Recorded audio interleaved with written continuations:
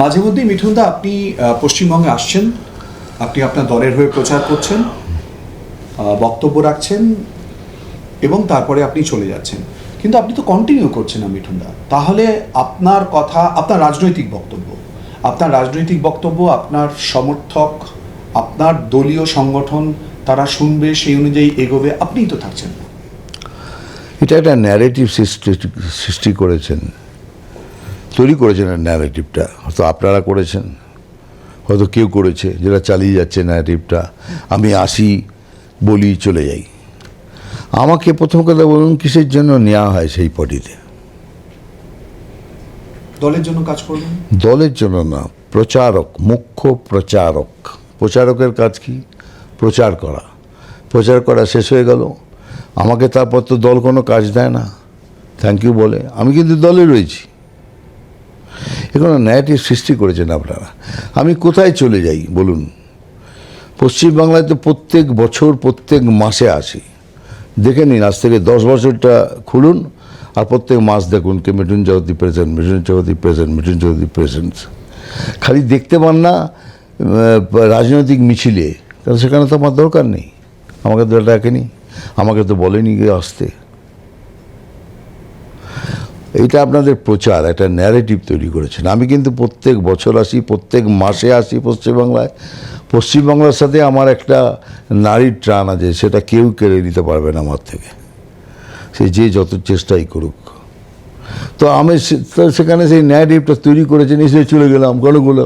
আমার যতটুকু কাজ আমি ততটুকু করেছি, বলুন সেই কাজটা ঠিক করেছি কি না। কী বলা হয় আমাকে? মুখ্য প্রচারক। তো প্রচারের কাজ করি। আমাকে তো বলেনি মুখ্য এ হয়ে আপনি দলের সভাপতি, এবার আপনি চলে গেলেন, কী হবে তাহলে? নাও, এবার দেখবেন, এবার আমাকে অনেক বেশি কাজ দেওয়া হয়েছে, আমাকে দেখবেন। আমাকে দেওয়া হয়েছে, সে কাজগুলো আমি পূর্ণ করব। আমি কমিটেড ম্যান, যতটুকু আমায় দেবেন করব, পুরো করব। আর এবারে ইলেকশন তো ডেফিনেটলি পুরো করব, সে যেভাবেই হোক পুরো করব। বাংলার উন্নয়নের জন্য মুখ্য প্রচারক মিঠুন চক্রবর্তী কি কি ভেবেছেন? দেখুন, আমার ভাবা আর আপনার ভাবার মধ্যে তফাৎ থাকবে। প্রথম কথা তো আমার প্রথম চিন্তা স্বাস্থ্য, এই দিকে আমার বেশি চিন্তা। এখনও পুরুলিয়া থেকে গাড়ি করে কলকাতায় আনতে হয়, একটা সিট পর্যন্ত নেই ওখানে। সে আস্তে আস্তেই কতজন প্রাণ হারিয়ে ফেলে। আমি বলবো না এখন, যেটা আমার চিন্তাধারা। Let's be aware it is. বাংলার রাজনৈতিক নানান রকম পরিবর্তন, নানান রকম উথাল পাথাল পরিস্থিতি বা ঝড় বয়ে যায় মাঝে মধ্যে। একদম স্পেসিফিক্যালি আরজি করের ঘটনায় আসছি, কতটা ভাবায় মিঠুন চক্রবর্তী? কষ্টের, খুবই কষ্টের।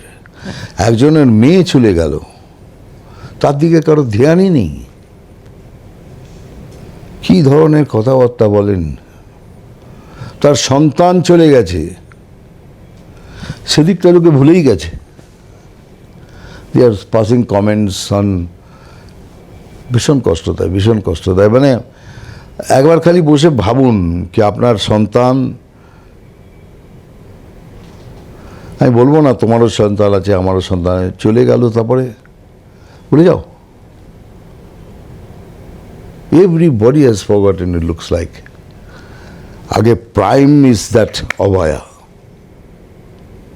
প্রাইম থিং ইজ অভয়া, যার থেকে শুরু। কষ্ট দেয়, খুব কষ্ট দেয়।